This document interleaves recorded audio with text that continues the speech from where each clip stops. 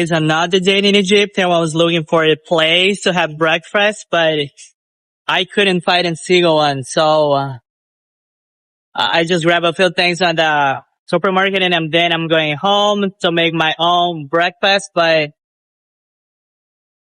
yeah, trying to survive the 40 degrees Celsius that is right now, which is super hot. And the closest Uber was like 15 minutes away, so I just have to wait and enjoy it.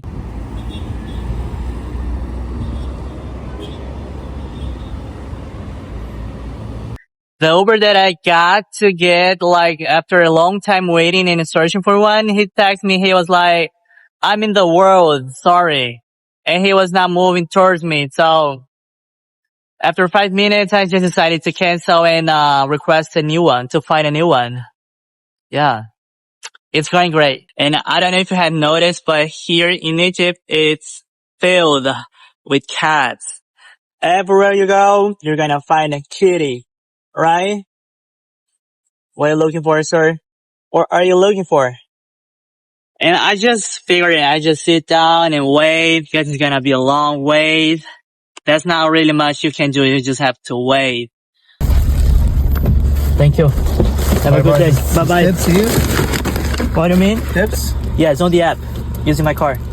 Thank you. Bye-bye. The problem with Uber here in Egypt is that it's just it's so cheap that the drivers always ask you for more money, give me more money, give me tips, this is not the actual price, like this is like 3 times what is the app is showing. So they always text you through the app saying that you're supposed to pay more money.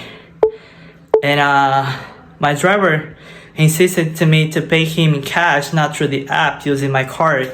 I said to him, no, I don't have any cash, I just can pay through the card. He said, yeah, tips, can you pay tips? And I said, yeah, I can do that, which I did. But it's just annoying. You have to be like constantly like going back and forth, like just a little milk, granola.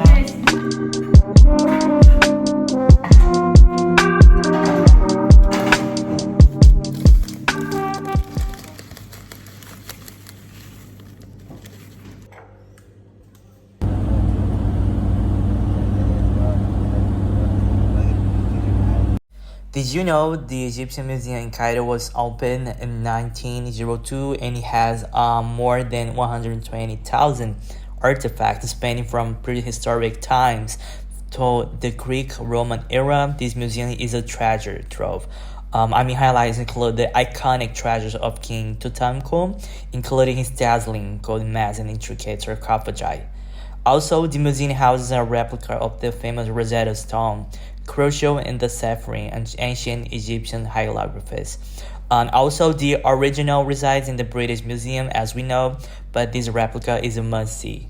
While the Egyptian Museum in Cairo is a beacon of history, it faces challenges such as overcrowding and the need for modernization. And I also had the opportunity to board a felucca, a timeless wooden sailboat that has plied the Nile River waters for centuries. And right after that, we drove to the Pyramids of Giza. It was built over 4,000 years ago during the 4th dynasty of the World Kingdom, which is crazy.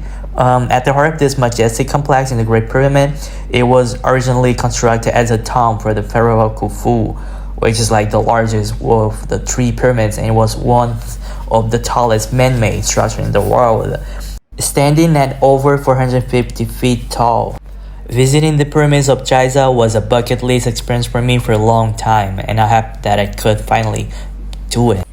Despite centuries of study, the pyramids continue to reveal new insights.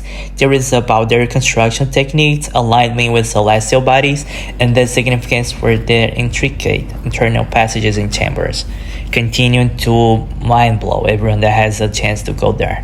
Some people believe that ancient Egyptians had a deep connection with astronomy. The site of the Great Pyramids of Giza are precisely aligned with 4 cardinal points of the compass: north, south, east, and west, with an accuracy of less than 0.0 -1 degree. Some theories suggest that this alignment was related to astronomical observations or religious belief. However, throughout history, the pyramids have faced challenges from natural erosion, weathering, and human activities. Conservation efforts have been ongoing to preserve these ancient wonders for future generations. Modern techniques and technologies are used to stabilize these structures and protect them from environmental damage.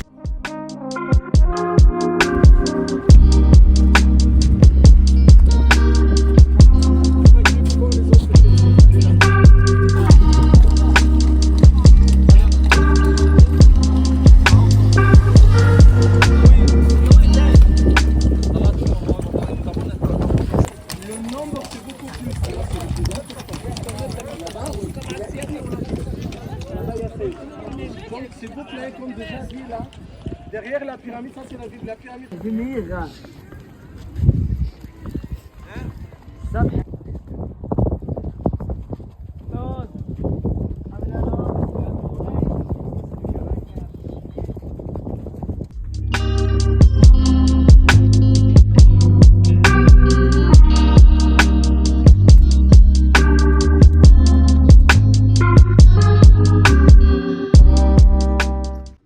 Lastly, the Great Sphinx is located to the southeast of the Pyramid of Giza and is a colossal limestone statue with the body of a lion and the head of the pharaoh.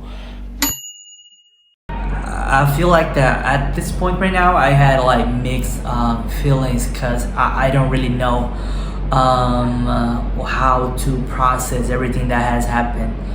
This country is filled with German people the same way Montenegro is filled with Russia, which doesn't make sense to me. I'm sure there's some historical explanation to it, but I just don't know. Let me begin with the fact that everything about Egypt is like moved about money. Everything here seems to be only about money, and that's all they care about. I have showed you guys that a lot of times when you're requesting an Uber ride, and the people on the app, they're gonna be like, pay me in cash. I don't wanna be paid through the app. I don't wanna get, payment through a card because it's gonna take more time, it's gonna take more fees.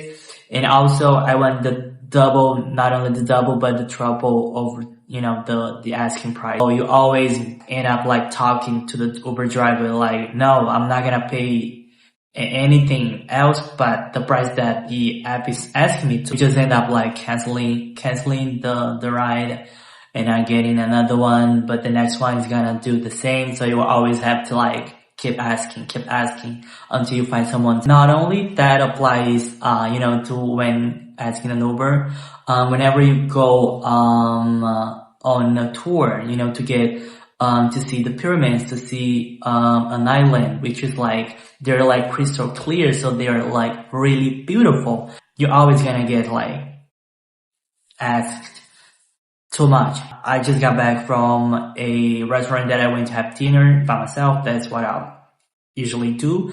And when I was on the way to the place, I was talking to my Uber driver, and he was like, did you know why we always ask you, the passenger for cash?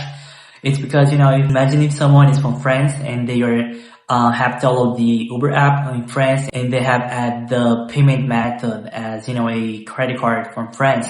So they're gonna have to request a ride, and also they're gonna pay through that card that was like issued in France. Then they're gonna have to pay fees to the government, but also to Uber, and also the Uber app has to transfer, like send out that money to Egypt.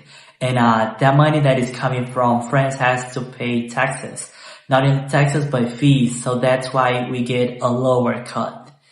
Yeah, a lower cut to that money. So that's why I always ask you to pay in cash.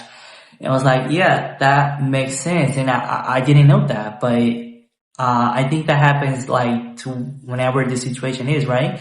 It's not only because people are coming to Egypt that they're like paying taxes. Like, I bet that whenever they go outside their own country, they have to go through the same system, right? They have to pay with the local currency. They have to pay taxes and fees. So that's just part of the whole process that we all are in. That's the system, right? That's what we were talking about. And he was like, yeah, it makes sense, but it's just that, this is a developing country and we don't get as many resources as you have. That's always kind of, the try to talk conversation that they try to get us in. As I've showed you guys, I was on a trip to see the pyramids, which was like amazing. I was here and I was like, yeah, my trip to Egypt is coming to an end, but I still haven't had the chance to go to see the pyramids. So what? I was like, yeah, I need to book that. So I get to go. I got into GetYourGuide, which is like I use for whenever I'm around whichever country, doesn't matter. And I booked myself a tour to go like 2 days after that. And we did. I was picked up at 2 in the morning, which was like super early, but I get that. This is like a long drive, right? It's like 6 hours from the city that I am right now until like Cairo, which is like the pyramid is like outside Cairo in Giza, Giza. I don't know how to say that, but it's a long ride. Yeah. When I get there, we got to see the museum, and when you get to the museum, you have to pay a fee to get into the museum, which is totally okay, right? It's normal procedure. Like anywhere you go, most of the places that you go to a museum, you have to pay a fee to get in, which is like okay. The same thing happens whenever you get into the pyramids. When you get to the pyramids, it's like this huge space, like open space that you have to go and walk to get into place and also to get as close as to the pyramid as you want.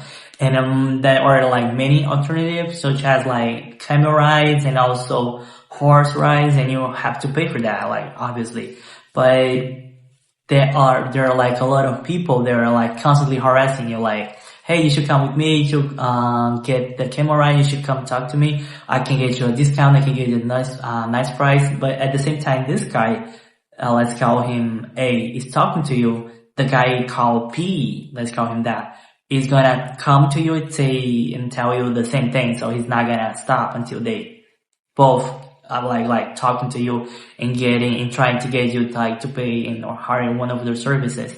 And me, I was kind of wanting to go see the whole space, to see all the pyramids, because you have like 2 right in front of you, but if you want to go to the third one, you have to walk. It's just like 2 kilometers of walk, which is like 40 minutes walk, and then you have to come back, which is like in broad daylight, and also it's like 40 Celsius degrees, which is like crazy. So I was like, yeah, I want to go there, but I want to go with, a camel ride.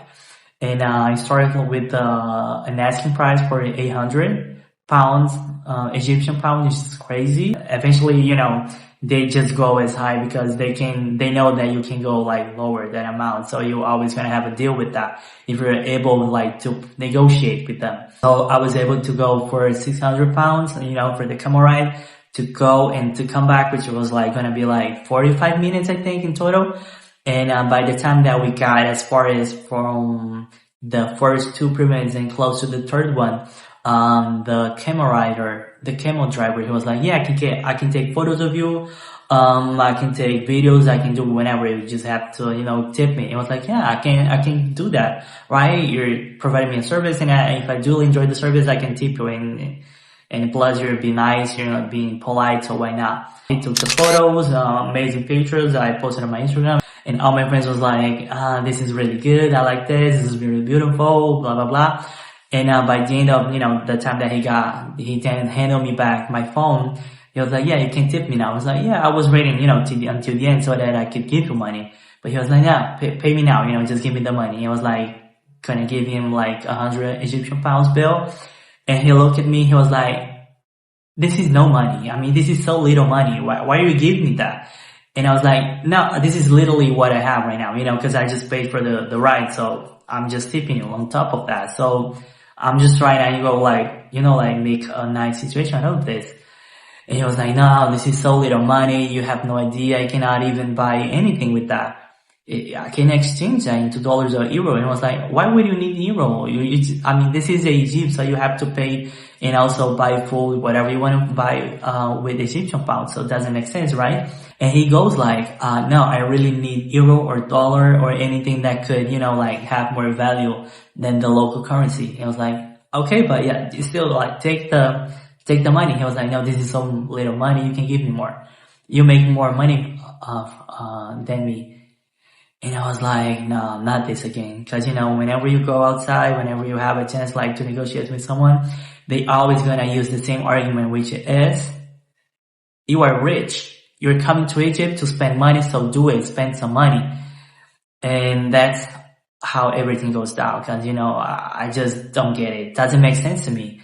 That doesn't make sense, And they always go into, the argument that, you're coming from different place, so you should be able to like spend money. And I was trying to explain to him, yeah, but I still have to buy food. I still have to go back to, to my place and everything else, and also buy lunch and dinner and everything else. So this is right now what I can give to you. Do you want it or you don't want it? And he was like, no, keep it. You're gonna have better use to that than me. And I was like, no, I mean, I'm for real, take this, this is my tip for you, because you did like an emergency service. You really did a good job, so I want to tip you for that. He was like, no, this is only $100 and I don't want that. I don't want that. You can keep it. And he started to get like really angry, and he went away driving the camel really far from ahead of me until we reached like the final line. But the whole time I was trying to ride the camel without even know how to do it, because I was like, I don't even know how to ride a camel, so what am I expected to do? So I was asking, what should I do? Should I do this? Like, give me a sign, give me something that I can work with, what should I do right now? And he was not listening. Obviously he was mad at me because I didn't want to give him any more money than that. And then he started to being mean to me and yelled things at me that I don't even want to mention, because he was like going low, and I didn't get where was that coming from, because I think we were doing a great job, right?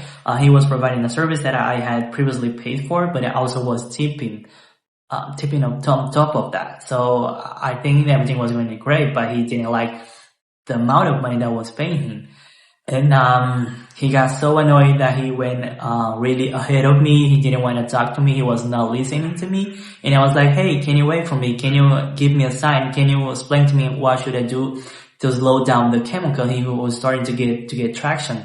And I didn't want to like run in the middle of the desert, right? I was like, this is my second time riding a camel, so I'm not that professional at doing it. So can you please wait for me and show me how to do it, because I have no clue how to do it. Can you help me with that? And he was not listening, even though he was kind of close to me, and he didn't want to like look at me, and he was really ahead of like far from me. And that whole situation made me feel unsafe and made me feel awful, because I was like, I'm on top of this gigantic animal. They're like super high, and I feel like floating there because they're like so high. And I felt unsafe, because I was like, if the rider is not gonna come with me, he's not gonna join me until the end of the trip. I don't know what I'm gonna do, because the desert that we were in is not flat out, so you always have like go up and down. And when it's going up, and the camera starts to slow down, and whenever it's going down, it starts to get traction. And I was so mad because I was trying my best not to fall, but at the same time, I didn't want to be mean to the animal. So I was like, this is horrible, like only because of the fact that I didn't want to give him any more money than 100 Egyptian pounds, which is crazy. And by the time that, the trip finished, with the camel ride, I got off, I started to like continue to try to give him the money, because he was like, even though he was mean to me, the last part, from the beginning, he was okay, he was cool with it. So I still thought that he could like get the money, he deserved it. And he was like, no bro, no, go away, I don't want this money, just go away. And then I went like, what is wrong with you? I'm tipping you for your service, so why wouldn't you take it? I was like, no, this is so little money that I don't want it. And I got back to the van that I came in, and for me, it's just that the people here, some of the people here, they have to try to get, to scam you all the way, like all the time that you set foot outside your property or the hotel, wherever you're staying at. So no, I don't think the country is ready to receive a lot of tourism. I don't think the country has educated their people to welcome this number of foreigners at the whole time. So the government should educate the people to, try to get the money, but in a fair way, to earn the money, not just like try to scam people. Because it's either on an Uber ride, or either you're trying to get someone and you get dating scam, or you either get scam trying to get a deal whenever you're going on a tour to see the pyramids. And that also happens at the beaches. So that's a lot of scams. And I came to this country with like zero expectation, because I had no idea what I was about to see, what was about to go through. And that's how I usually go and also come to a new country with zero expectations, because especially because I don't like surprises, but for these type of things, I just want to be surprised, I guess. Yeah, I'm really disappointed at the country, at the people, at the whole situation that I've always tried to get scammed off. I mean, it happened every day, not only if I was going out, if I was ready to go, when I was requesting an Uber, I would get scammed, because people would not go do the ride for the same price that was showing the app. So they always want more money, more money, more money. It's just greedy, like to always want more money, more money, more money.